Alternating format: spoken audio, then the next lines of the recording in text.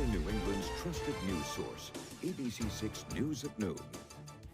Well, good afternoon to you, folks. Thanks so much for joining us today. I'm Casey Cantz. Doreen is off. We will begin today with the weather. Let's take a live look outside this afternoon. Some spotty showers out there today as we look live outside Providence or outside into Providence with our downtown Providence camera here, our ABC6 Skycam. And Chelsea, we've talked a lot about needing rain, but rain today, spotty in places. We could certainly still use it. Yeah, we need whatever rain we can get. So we'll take what we're getting out there right now, although it's not much, especially for our inland spots. We do have an updated drought monitor that I'll have for you in just a couple minutes. We are in the mid-70s right now. Dew points also in the 70s, so it's mild, but more so it's muggy outside with those dew points into that 70-degree range. Today's our last day of high humidity. We'll start to feel more comfortable tomorrow. Temperatures across the area in the low to mid 70s on the cool side of things for this time of year. You can see off to our west where things are starting to dry out and clear out. Those temperatures are a little bit warmer. Here's a current look at the satellite radar images. You can see off in western Mass and Connecticut, things are dry, but it's been mainly over coastal Rhode Island and into southeastern Mass, south of Providence, that we've picked up on some steadier rain showers, especially heading towards the Cape and the islands at this hour. You can see farther south, staying out over the water, thunderstorm activity and even heavier downpours. We could use the heavy rain. We're just not going to quite get it. In fact, the rain will come to an end pretty quickly. We end up with mostly cloudy conditions this afternoon. Our highs around 80 degrees. We stay mostly cloudy overnight, but those dew points, the humidity levels start to drop. I'll have a look at the end of week forecast and weekend forecast in just a few minutes. Casey? All right, Chelsea, thanks. We'll check back in. New today at noon. A Providence police captain due in court today, now charged with simple assault for his conduct during a July arrest. Providence police brass recommended the firing of Captain Stephen Gencarella after his arrest of 21-year-old Armando Rivas. Gencarella said he used a palm heel strike technique because Rivas was reaching for his waistband. This started after a dispute over whether or not Rivas's car was parked illegally. Gencarella is due in court at 2 o'clock this afternoon. He's currently on injured on duty status with the department.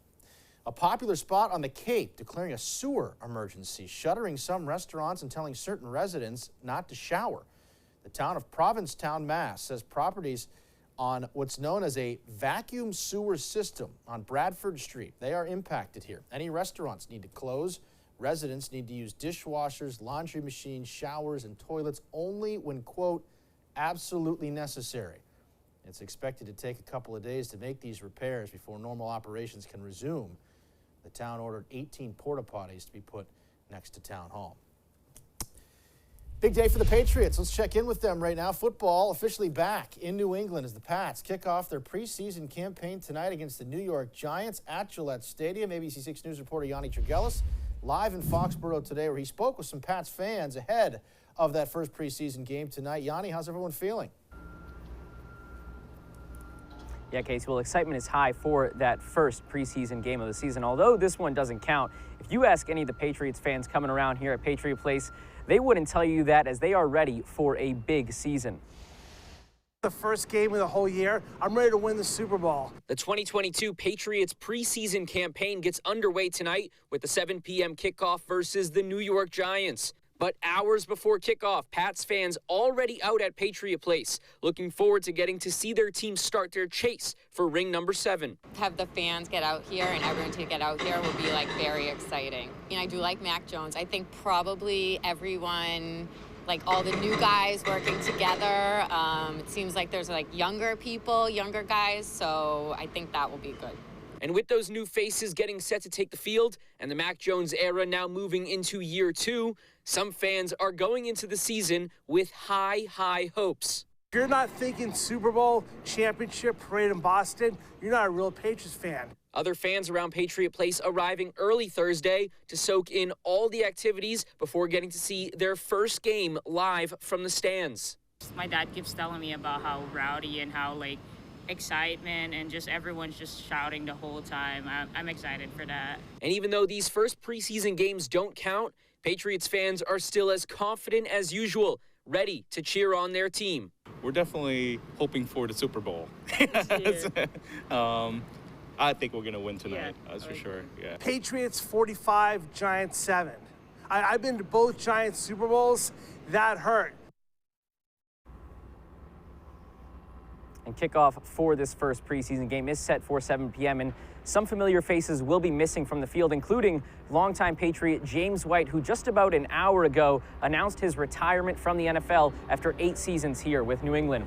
Reporting live in Foxborough, Yanni Trigelis, ABC6 News. All right, Yanni, thank you. To an ABC6 News update now. The woman injured in yesterday's Pawtucket fire now in critical condition, according to Pawtucket police. That 71-year-old woman was initially listed in serious condition, and her 12-year-old grandson suffered minor injuries. They have not yet been identified. This fire, though, started just after 9 o'clock yesterday morning on Ballston Avenue. Witnesses saying the grandmother was trapped inside before firefighters cut a hole in the roof, to rescue her there.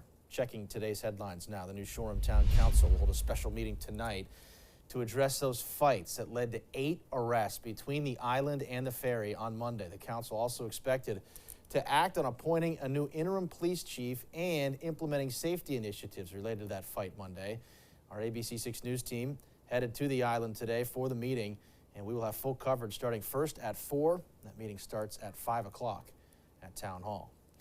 Rhode Island Governor Dan McKee signing off on bills his office hopes will address the housing crisis today. In the state budget passed in June, $250 million was set aside for housing investment, including construction on new affordable housing units for low-income residents.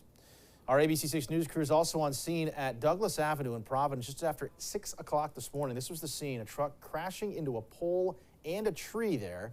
Police telling us when they arrived on scene, no one was in the truck, and they were looking for that driver. Electric crews were also on scene just before 6:30 there.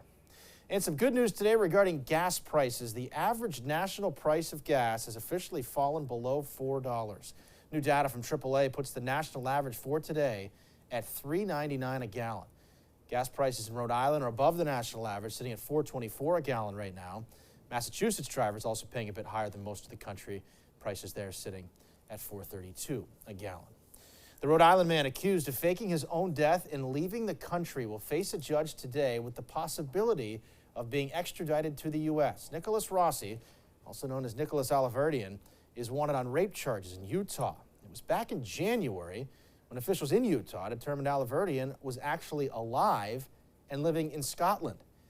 UK authorities tested his fingerprints and DNA at a hospital last month, confirming his identity. He's recently been found guilty of threatening and abusive behavior from an incident at a Scottish hospital. Sports betting, now officially legal in Massachusetts. Governor Baker signing that bill yesterday. It allows bets on professional and college sports, but no betting on state colleges unless they're in a tournament. Sports betting is expected to bring in $60 million in annual tax revenue for the state, with an additional $70 to $80 million in licensing fees, which would be renewed every 5 years. Still to come today on ABC6 News at noon, shocking developments out of Indiana as at least 3 people are dead after a house explodes, sending a whole block into flames. Plus free coffee for a year, the original Dunkin' in Quincy holding their grand reopening where some coffee lovers got lucky. And a tumultuous week for former President Trump. More fallout today from his face-to-face deposition with the New York AG, as well as the unrelated FBI raid on his Florida home.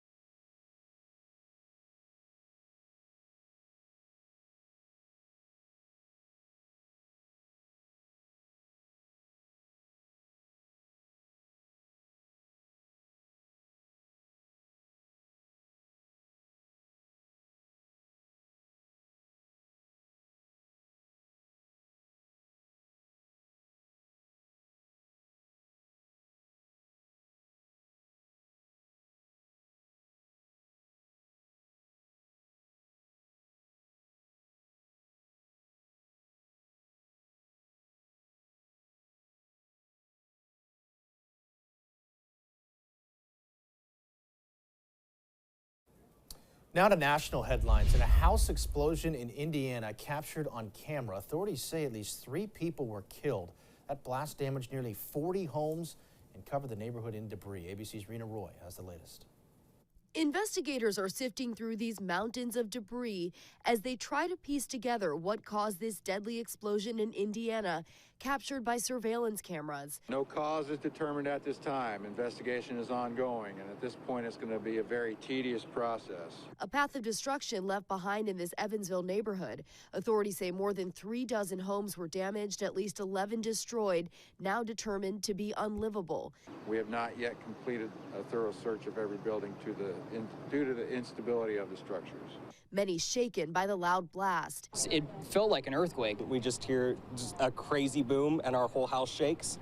And so we immediately ran outside. Materials from houses, people were laying on the ground. Rescuers rushing to help. There was a female already rendering aid to one person on the ground. Red Cross has opened a nearby elementary school to anyone who's displaced. The ATF and State Fire Marshal's office has joined the investigation as the community waits for answers. For now, authorities turning off gas and electricity. Rena Roy, ABC News, New York. And still to come today on ABC6 News at noon, we're going to take a look at the grand reopening of the original Dunkin' and show you the prizes that were up for grabs there yesterday. Plus, Chelsea has a full look at your 7-day forecast, all coming up.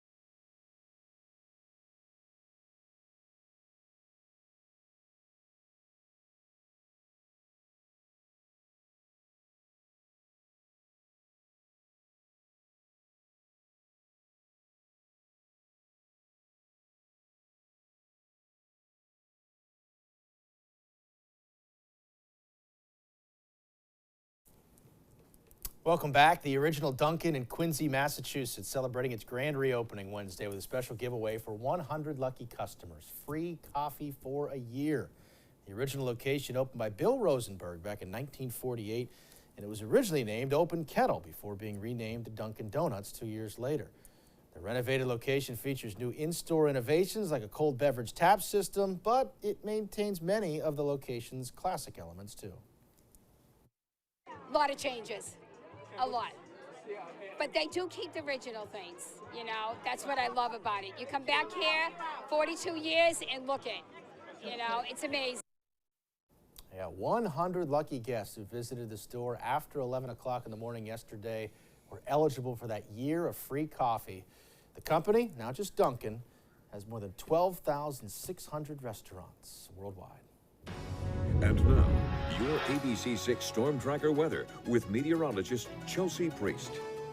like there's one every half mile or so here in Rhode Island, right? Love our Duncan. I do want to update you on some worsening conditions, which is no surprise after we've had very dry conditions, not much rain across the area, all that heat and humidity earlier this week. Of course, we got some rain Tuesday afternoon and evening, but the drought cutoff for the weekly monitor had already happened. So that rain is not factored in, and it's still really not enough to catch us up. The drought conditions have worsened. We had just severe drought conditions for the entire area as of last week. And now you can see this red that's showing up from Boston down into parts of that northeast corner of Rhode Island, all through Bristol County, coastal Rhode Island as well, under extreme drought conditions now. So concerns there. We need some rain. We have a little bit of rain out there this morning. It's, again, not enough to put us above drought conditions. We are going to need some soaking rain in the coming weeks to start to catch us up. We're running at quite a deficit over the last 6 weeks or so.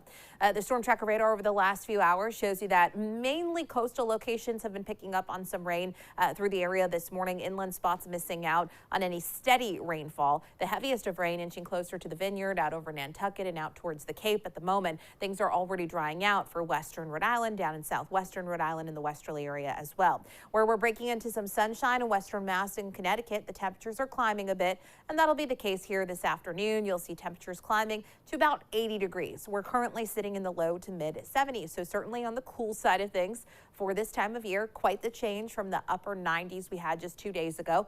Average high is 83 degrees, and we'll be close to that this afternoon. We topped out at 82 yesterday, so some seasonable mid-August days happening. And that's going to be the case for the majority of the 7-day forecast. Now, the one thing we are still dealing with today is it's still pretty muggy because we have this breeze coming in from the southeast. Only about 5 to 10 miles per hour. It's not overly windy outside. The dew points are very high, coming in the low 70s right now. So certainly feeling muggy today, more muggy than yesterday. Not quite as humid as earlier this week, but there's humidity outside. Now you can see where things are starting to dry out and clear out. The dew points have dropped into the 50s, and that's what's going to happen later today and overnight. Something to look forward to. The dew points are going to drop significantly as we head into Friday, Saturday, Sunday, and into at least the start of the day on Monday. A really comfortable weekend ahead of us before the humidity starts to build back up. Now, over the last 6 hours, we've had some rain impacting mainly our coastal locations, the system pushing offshore. We'll get into some clearing as we head through later today and into the evening hours. Now, it will be partly cloudy overnight. You see some shower activity possible as we head close to the weekend. What's going to happen is there's a low pressure system just offshore and high pressure off to our west. And they're going to kind of battle it out a bit. I think Friday looks partly sunny, comfortable, slight chance of a shower. It's going to be Saturday that we're going to watch the forecast very closely because this has the potential to shift a little bit farther westward. And then we would have a few scattered showers on Saturday. Sunday looking like the better of the 2 weekend days. But right now, we're going to keep most of that rain offshore all weekend long. Low 80s today as we start to dry out and clear out into the afternoon. Partly to mostly cloudy overnight, still a sprinkle possible. Same thing tomorrow. A mix of sun and clouds, significantly less humid, high around 80 degrees. A slight chance of a spot shower. Slight chance of a spot shower on Saturday. Again, I'm keeping most of that rain at the moment offshore. Sunday does look like the better of the 2 weekend days. Another chance of some much needed rain into next week. Casey? Certainly needed. Chels, thank you for that. Still to come today at noon. Republicans demanding an explanation from Attorney General Merrick Garland over the FBI raid on former President Trump's home. The latest on what we know on that investigation coming up.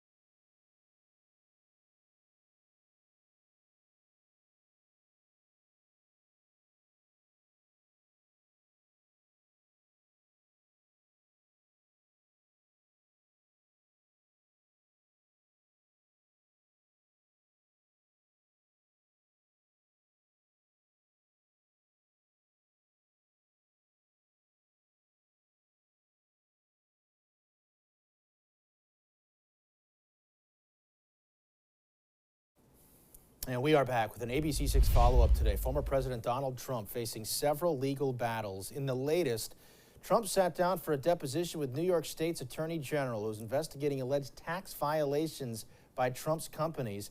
He pled the fifth to all but one question there. It comes just days after the FBI raided his Florida estate, searching for documents allegedly improperly taken from the White House. ABC's Em Nguyen with the latest now from Washington.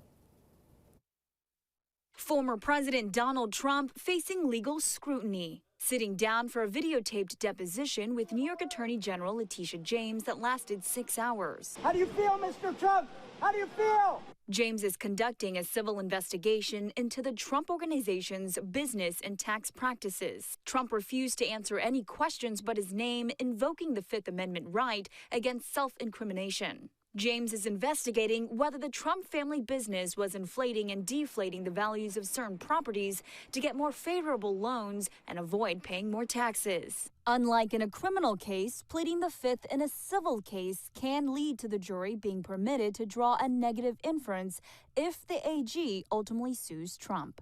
It's also something Trump has previously criticized his opponents for. You see, the mob takes the fifth. If you're innocent, why are you taking the Fifth Amendment? In a statement, Trump claimed he had no choice. He and his company have denied wrongdoing. The deposition comes just days after the FBI raided Trump's home in Mar-a-Lago in an unrelated investigation. Sources telling ABC News authorities searched for documents, some classified, that the former president allegedly took improperly from the White House. Republicans now pressuring the FBI to explain why they carried out the raid. We can't have a two-tiered system of justice in America. But Trump himself could answer some of those questions if he released the warrant he has for the court-authorized search or the inventory of items taken from his home. That would just say potentially what the crime was, what they were looking for, etc. Trump is back in Bedminster, New Jersey, facing several other legal fights. This includes the DOJ's probe into the January 6th Capitol attack and a criminal investigation in Georgia of Trump's alleged efforts to pressure officials into overturning the state's 2020 election results. Em Nguyen, ABC News, Washington. Coming up, Chelsea has another look at your afternoon forecast. Stay with us.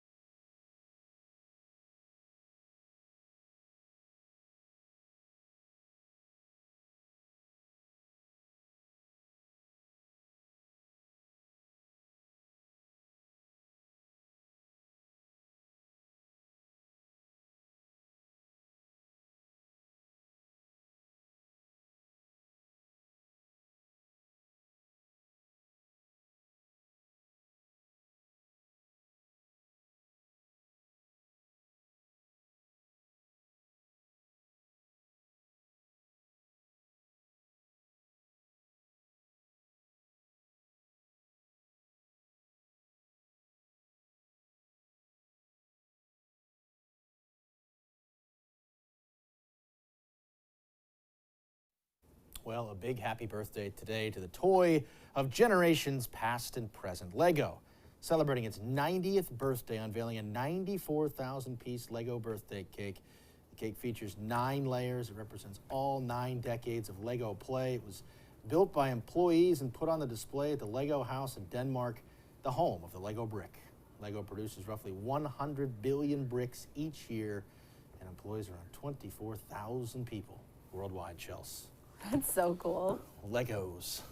Adults do Legos. They do. My dad used to yell at me when he'd step on them. Oh, yeah, that's painful. That's like the worst pain ever. I think when everybody's you're a kid. dad do that. I think so. Yeah, I they are think great, so. though. Yeah, a good rainy day activity. Sure, we could use some rain. Yeah. A little damp outside right now, but we're going to be drying out as we head into the afternoon. Temps today top out around 80 degrees, which is close to average, if not slightly cooler than average. It's still real humid today, but tomorrow we're going to start to feel really comfortable. There's a system we're going to watch for Friday into Saturday. It looks to stay offshore, but it's close enough that we will have to watch it. There may be an isolated shower. Otherwise, staying comfortable through the weekend, staying seasonable through the weekend with another chance of rain next week. So again, extreme drought conditions have expanded across the area. So we'll take whatever rain we can get, really. We've been saying it. We really have been. All right, Chelsea, thank you for that. Thank you, folks, for watching. The news continues first at 4. And for news and weather anytime, check us out at ABC6.com. Thanks for watching. Have a great rest of your Thursday.